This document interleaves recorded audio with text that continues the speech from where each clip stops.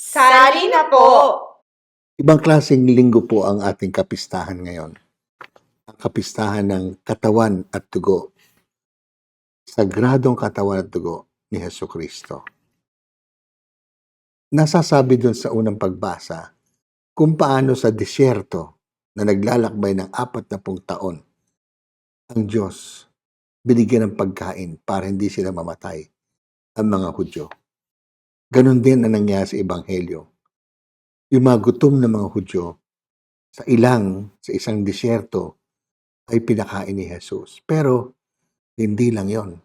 Sinabi niya ang binigay niyang pagkain sa kanila ay mismong kanyang sarili.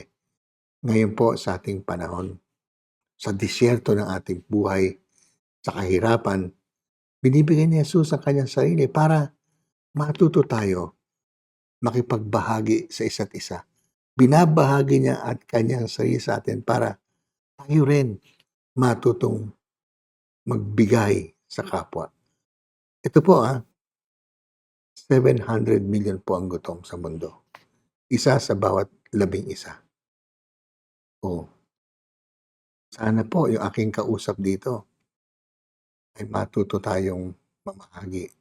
Kasi meron siguro tayong kasama, katabi, na hindi kumakain ng husto araw-araw.